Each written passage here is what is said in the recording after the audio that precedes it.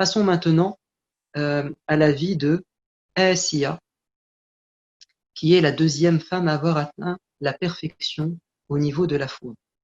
Et là, donc Hajar, c'était le symbole de la confiance en Dieu. Asiya, c'est le symbole de la foi et du sacrifice.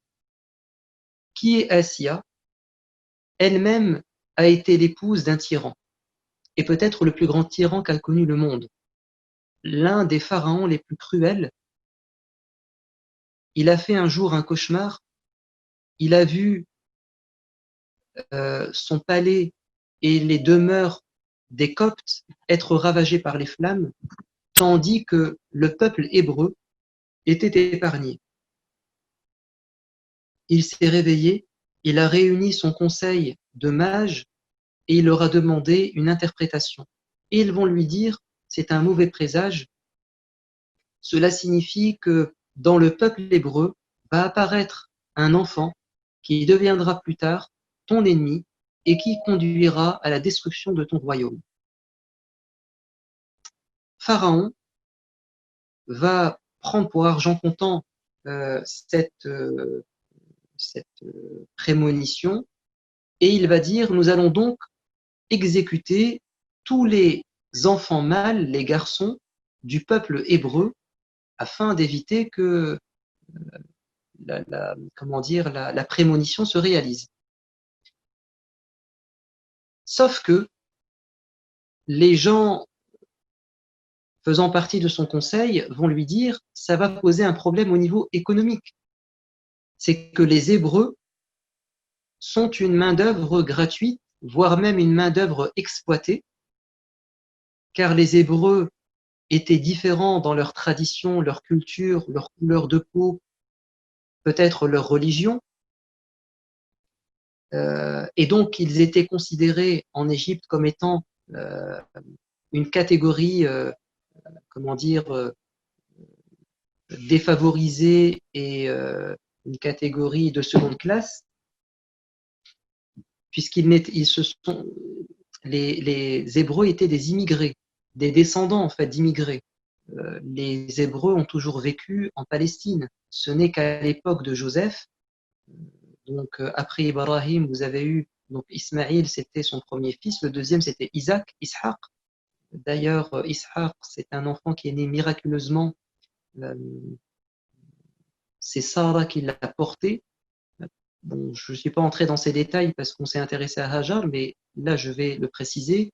Ibrahim va retourner, après avoir abandonné son fils et son épouse, Hajar, il va retourner chez Sarah.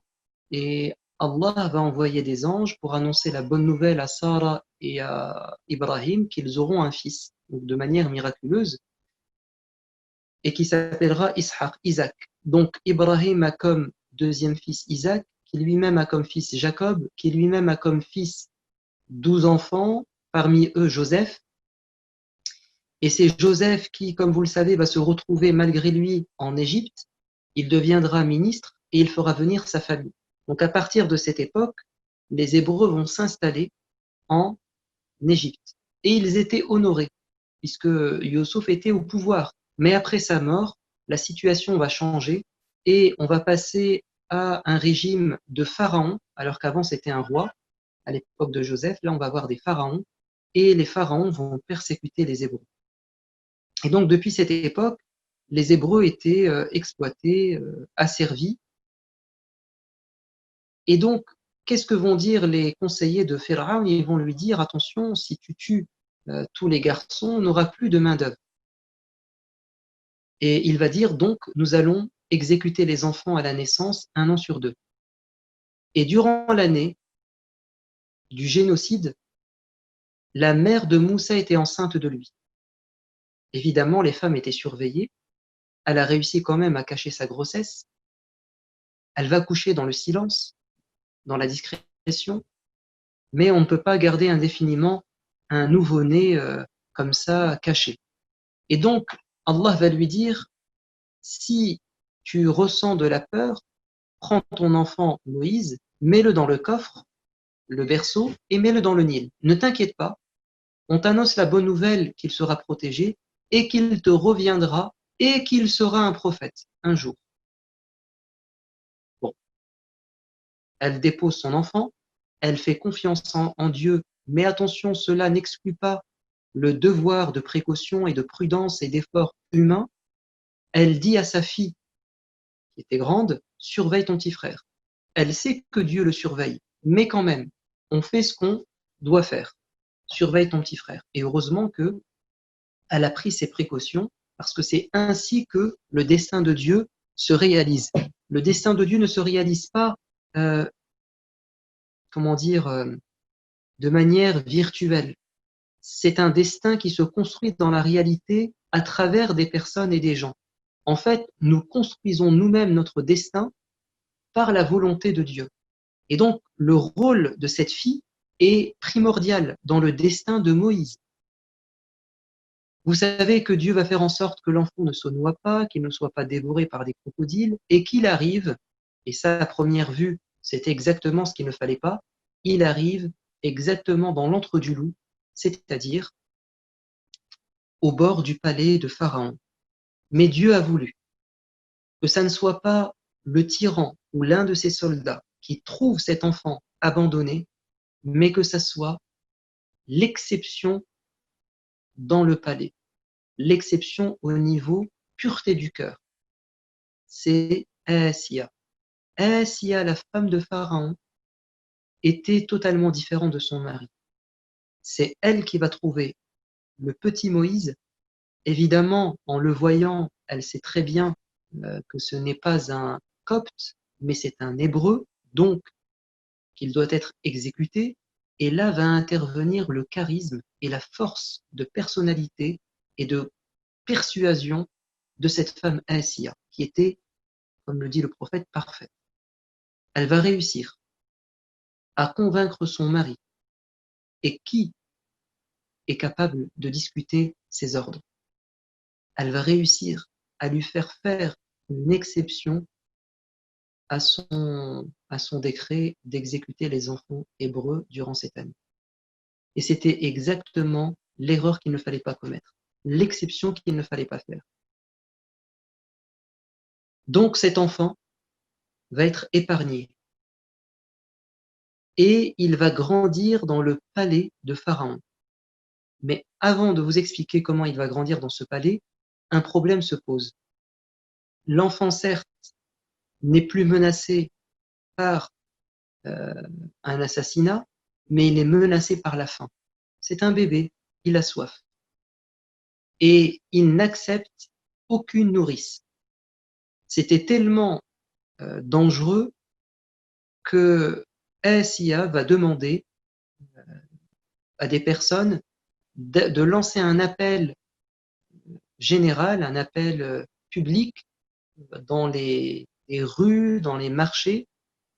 Toute femme qui est capable d'allaiter un enfant, qu'elle se propose et qu'elle vienne afin d'être, comment dire, embauchée par le palais en tant que nourrice. Et la sœur de Moussa, la grande sœur, était au courant de tout cela. Et elle va entendre ces femmes appeler les gens pour tenter d'abreuver cet enfant, de l'allaiter. Et elle va dire à sa maman, maman, maman, vite, voici ce qui s'est passé, viens pour nourrir ton enfant. Et quand elle va retrouver son enfant, conformément à la promesse de Dieu, elle va contenir malgré elle sa joie et ses émotions. Et Dieu dit, si on n'avait pas aidé à ce moment, elle se serait trahie par les émotions. Et heureusement elle est restée impassible. Elle a pris cet enfant et il a accepté de prendre son sein puisqu'elle était sa mère biologique. Mais elle n'a pas révélé son identité. Donc heureusement que la grande sœur a joué son rôle de surveillance du petit frère et c'est ainsi que le destin de Dieu s'est réalisé à travers elle. Moussa va grandir entre deux femmes.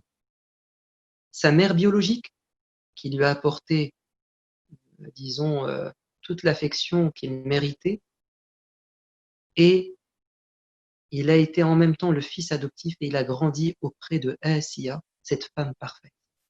Et elle va lui transmettre le charisme, la force de personnalité. Et tous les prophètes, les grands prophètes, ont été très bien entourés par des mères et des femmes. Regardez le cas de Moïse, mais vous avez le cas également du prophète Muhammad sallallahu alayhi wa sallam, qui a eu une nourrice, Halima, enfin plusieurs nourrices, pas que Halima. Il a eu sa mère évidemment, mais sa mère va décéder alors qu'il avait 6 ans. Il aura Ayman qui le remplacera, ensuite sa grand-mère, ensuite sa tante par alliance, enfin sa tante, la femme de son oncle. C'est-à-dire que le rôle des femmes en tant que, comment dire, pourvoyeuses d'affection et d'amour est primordial dans l'équilibre des enfants. Ça, c'est très important de le souligner à travers la vie de ces femmes, c'est que, si vous voulez, les qualités qu'elles avaient, euh, elles ont été transmises et inculquées à travers euh, leur descendance et parfois, comme dans le cas de Asiya, à travers d'autres enfants. Alors, Moussa alayhi salam grandit. On aurait pu penser que, et grandissant dans le palais de Pharaon, et donc de cette vie de luxe, puisqu'il est évidemment auprès d'une reine et d'un roi, et il a tout ce qu'il veut au niveau matériel. Mais malgré cela, il a été préservé. Il a été préservé du matérialisme et de ses conséquences parfois très très négatives sur l'âme humaine, parce que, pardon, il y avait cette femme, Asiya, qui n'était pas du tout matérialiste, comme vous allez le voir, et qui lui a véritablement transmis le sens des priorités dans sa vie.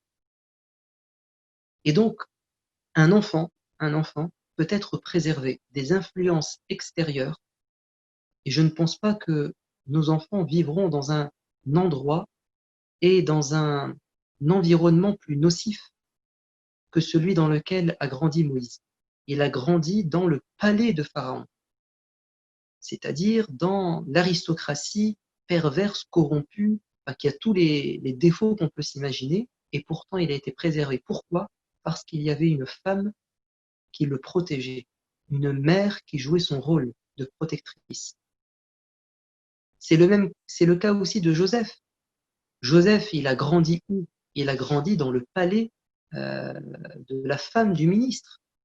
Et on sait très bien que c'était un endroit au niveau moral en pleine déchéance et décadence. La preuve, c'est que cette femme lui a fait des avances et que les femmes du banquet vont faire pression sur Joseph pour qu'il accepte la proposition de sa maîtresse. Et il refusera parce qu'il avait des principes et des valeurs et qu'il a été bien éduqué par son père et sa mère, c'est-à-dire que Joseph n'a été séparé de son père et de sa mère qu'après avoir été bien éduqué et qu'il a reçu les principes et les valeurs suffisants pour être protégé et vacciné durant toute sa vie.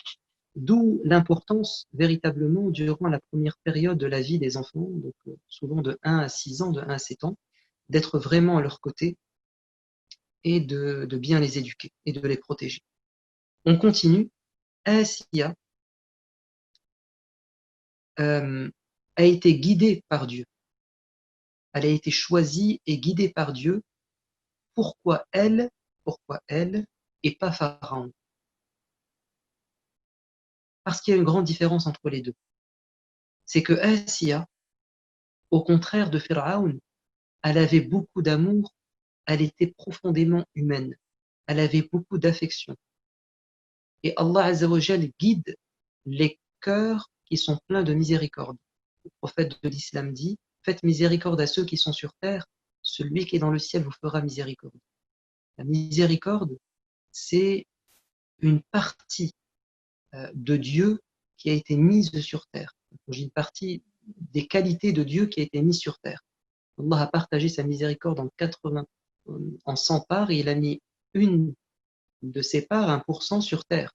C'est ce qui fait que les gens se font miséricorde, et même les animaux euh, se font du bien sur terre.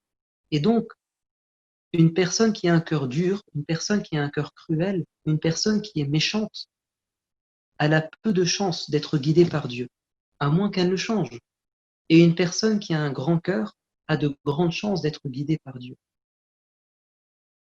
Vous savez qu'une femme est entrée au paradis parce qu'elle a eu pitié d'un chien, alors que c'était une femme de mauvaise vie, parce qu'elle avait dans son cœur cette qualité que Dieu aime, c'est la rahma. Et Dieu nous traitera comme nous traitons, nous, nos semblables. Et donc, Asiya, regardez comment elle a eu pitié de cet enfant.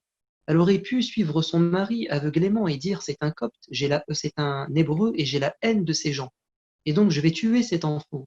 Non, elle a été prise d'amour et de pitié pour lui et elle l'a sauvé. Donc elle avait de grandes qualités de cœur. Deuxièmement, Allah Azzawajal a fait en sorte que Asiya n'ait pas d'enfant. Asiya n'avait pas réussi à avoir d'enfant. Donc il l'a privée d'avoir un enfant comme si il l'a préparée à accepter le premier enfant qui interviendra dans sa vie comme un cadeau tombé du ciel. Parce que quand elle a trouvé cet enfant, pour elle, c'était comme un cadeau venu du ciel. Donc, voyez comment Allah Azzawajal tire les ficelles et comment il prépare à travers des épreuves finalement des récompenses et des cadeaux. Troisièmement, regardez comment Allah a fait en sorte que l'enfant aille à l'encontre de sa nature. Un enfant, normalement, il a faim, il a soif, vous lui donnez à manger, il mange, il ne fait pas de caprice. Mais là, l'enfant a refusé d'allaiter toutes les nourrices qui lui ont été proposées pour revenir vers sa mère. On voit bien à travers cela aussi comment Allah Azzawajal, finalement, c'est lui qui planifie les choses, même si parfois ça nous échappe. Moussa grandit et nous apprenons qu'en devenant un homme robuste, pleinement accompli, il va tuer malgré lui, enfin, il va tuer involontairement un copte lors d'une dispute qui avait éclaté entre un hébreu et un copte. Il a été appelé par ce membre de sa tribu et il va intervenir de manière violente en frappant de son poing le copte et ça sera fatal, il mourra sur le champ. Évidemment, il ne voulait pas en arriver à la mort de la personne, il a voulu défendre, mais c'était une erreur. C'était une erreur parce que quand on agit sous la colère, on ne sent pas sa force, on ne contrôle plus ses émotions et donc ses décisions et ses actes. Et puis deuxièmement, ce qu'il aurait dû faire, c'est les séparer, tenter de les réconcilier ou au moins donner à chacun l'occasion de se défendre. Peut-être que finalement l'hébreu était en tort.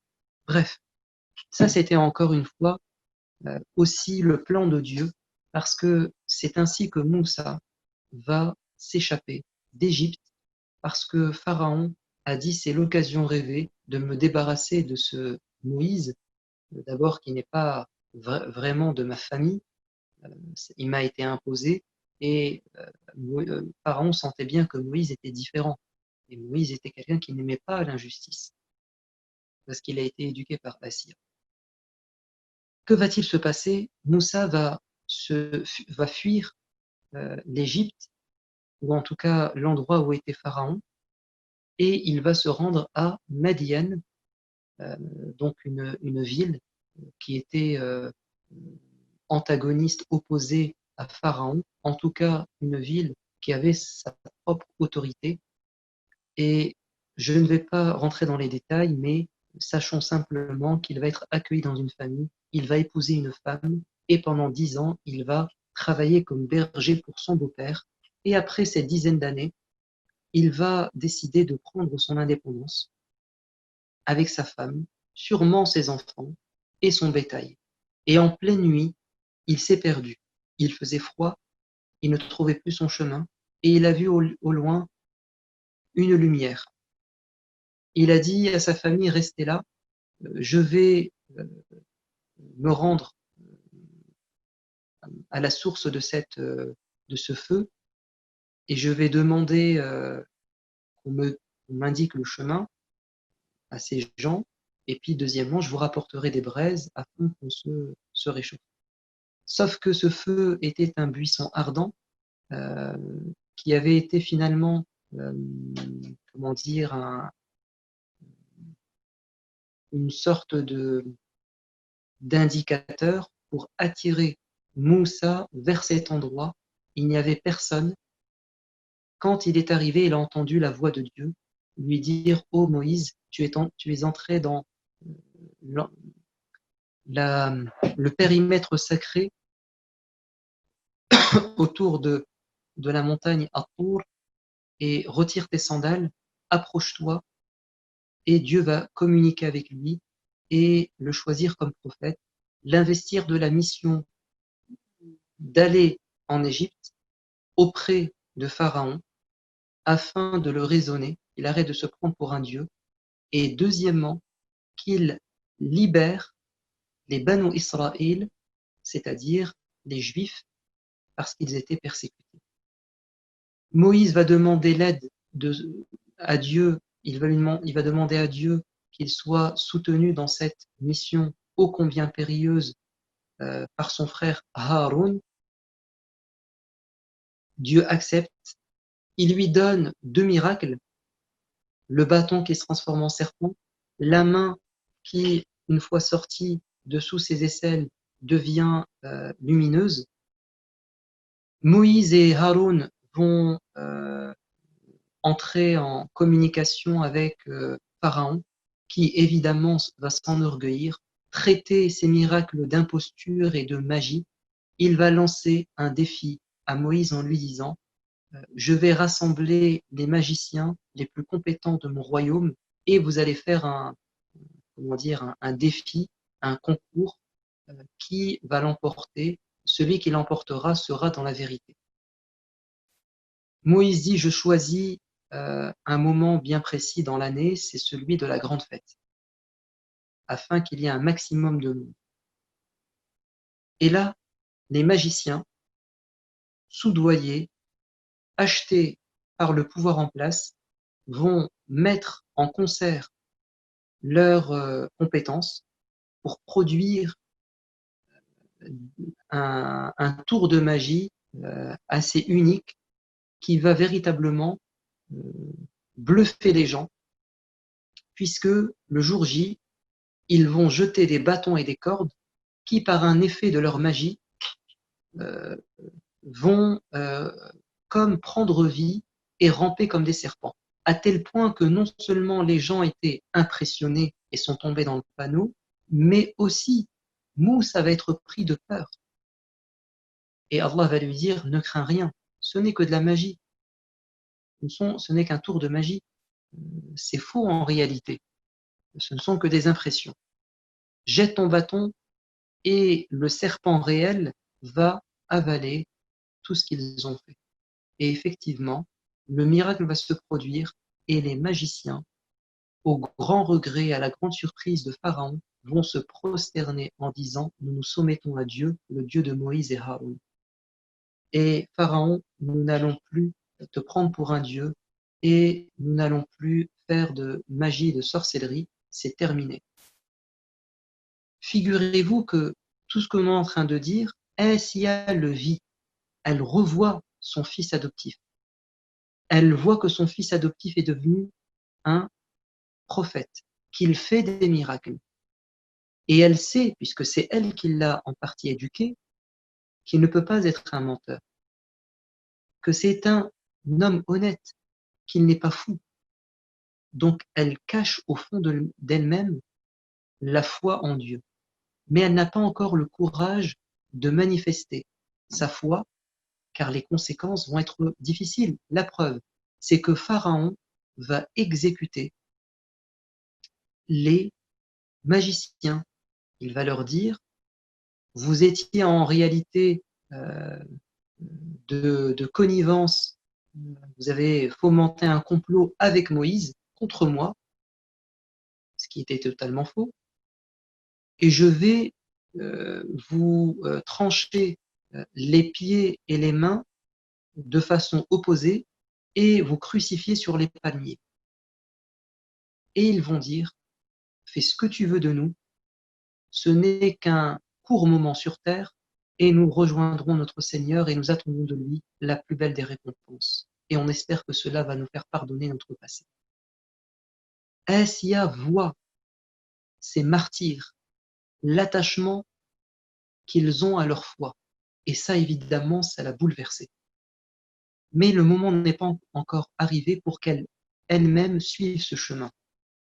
Deuxième épisode qui va la renforcer dans sa foi et dans son courage, c'est quand euh, elle va voir un homme de la famille de Pharaon euh, se mettre debout, donc un peu plus tard, prendre la parole et dire la vérité en disant je suis un croyant.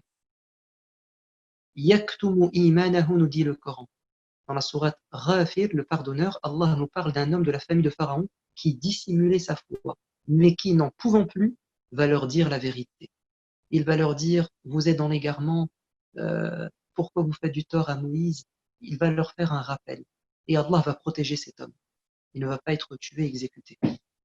Et donc, Asiya voit une autre personne faire preuve de courage et d'une grande foi. Troisième scène qui va encore la bouleverser, et ça c'est le prophète qui nous le rapporte, alayhi salatu wassalam, la fille de la femme de Pharaon. Alors je ne pense pas que ce soit elle, parce qu'elle n'a pas eu d'enfant, elle n'a adopté que Moïse, donc une autre femme, Pharaon avait plusieurs épouses. Une de ses filles avait une coiffeuse qui a cru en Moïse et qui croyait en Dieu. Cette coiffeuse a fait tomber le peigne et en prenant le peigne, elle a cité le nom de Dieu. Et la fille de Pharaon va dire, mais notre Dieu, c'est mon père. Et elle va lui dire, non, mon Dieu, mon Dieu, c'est mon créateur et le créateur de ton père. Qu'est-ce que va faire la fille? Elle va la dénoncer à son père. Et le père Pharaon va faire ramener cette femme et ses 3 enfants.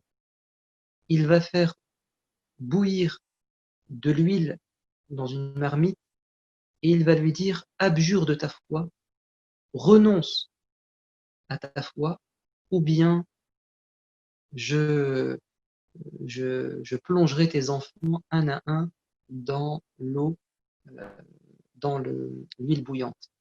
Et voyant qu'elle tenait bon, elle va voir ses enfants. Il fera exécuter ses enfants un à un de cette manière horrible, jusqu'à ce qu'on lui prenne un des enfants qui était dans ses bras.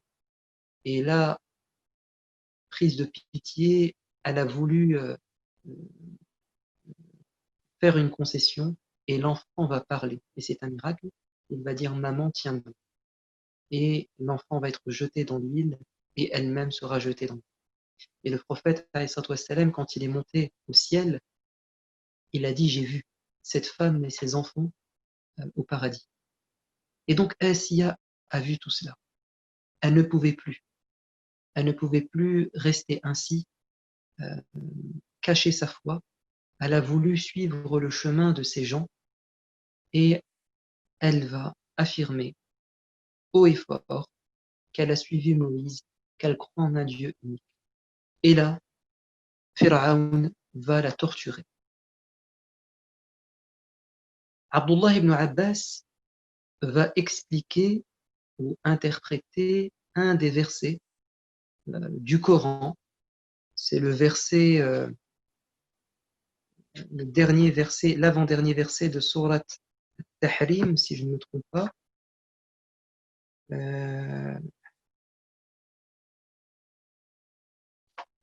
Je vais vous le lire.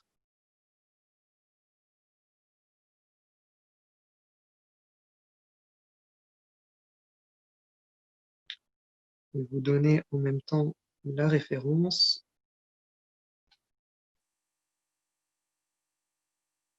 C'est, écoutez, j'ai pas mis la référence. En tout cas, c'est l'avant-dernier verset de la sourate la sourate Le Divorce, si je ne me trompe pas. Je vous le dis de tête. Allah dit, vous avez un excellent exemple à suivre, un modèle de foi dans Asiya. Asiya, la femme de Pharaon, dans la femme de Pharaon, Dieu dit la femme de Pharaon, lorsque elle va dire, Ya Allah, construis-moi auprès de toi une demeure au paradis et sauve-moi de ce peuple de mécréants. Abdullah ibn Abbas, d'après mes souvenirs, dit c'est l'invocation qu'a dite Asiya sous la torture, alors qu'on voulait l'écraser par une pierre. Regardez ce qu'elle a dit. Ya Allah, fais-moi construire.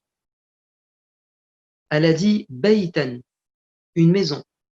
Elle n'a pas dit Qasran, un château. Et ça prouve que ce n'était pas une femme matérialiste. Alors qu'elle était une reine et qu'elle vivait dans un palais. Mais ça ne l'intéresse pas d'être dans un palais. Vous savez ce qui l'intéresse? Elle a dit Indaka baytan. Fais-moi construire auprès de toi une demeure. Les savants disent Qaddamat al-jiwar ala dar. Elle a fait précéder la proximité sur la demeure.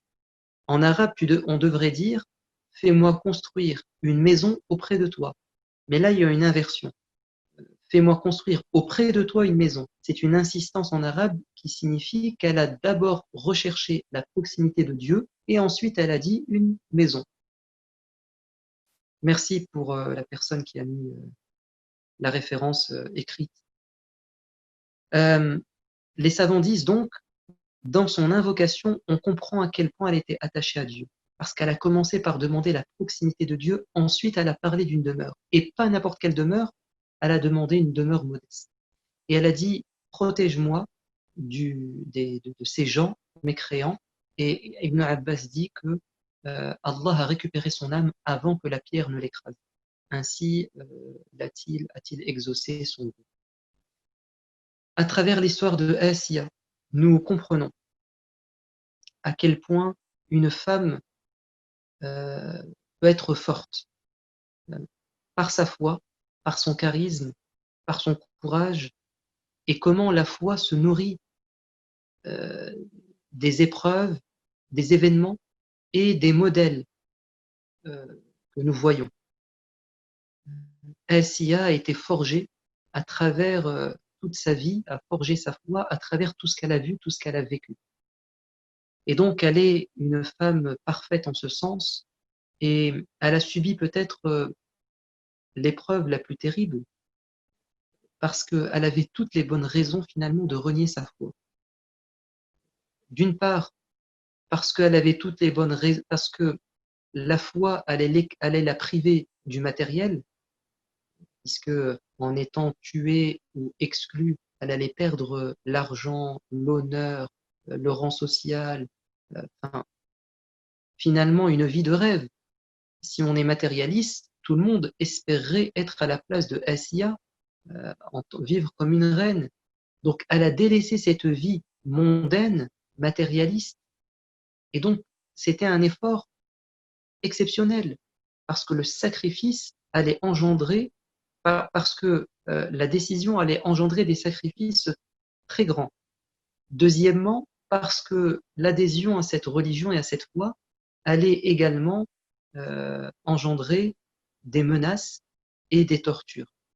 Donc elle avait toutes les bonnes raisons de ne pas s'attacher à sa foi, attirée, tentée par le matériel et en même temps menacée par la torture. Et donc, c'est un exemple qui est encore d'actualité car nous avons encore aujourd'hui des gens qui sont persécutés pour leur foi uniquement parce qu'ils ont dit Allah est notre Seigneur. Et on peut citer deux exemples bien connus, l'exemple des Rohingyas et l'exemple des Ouïghours. Ces deux minorités musulmanes persécutées par des polythéistes, d'un côté des, des hindouistes et de l'autre côté des communistes. Et donc, vous avez encore des gens aujourd'hui qui ressemblent à Asiya dans la mesure où ils sont persécutés pour leur foi et que certains d'entre eux sont vraiment à l'image de Asiya, ils s'attachent à leur foi et parfois ils meurent martyrs. Mais on pourrait prendre d'autres exemples dans le monde entier de gens qui s'attachent à leur foi et qui sont persécutés, chacun à un degré différent.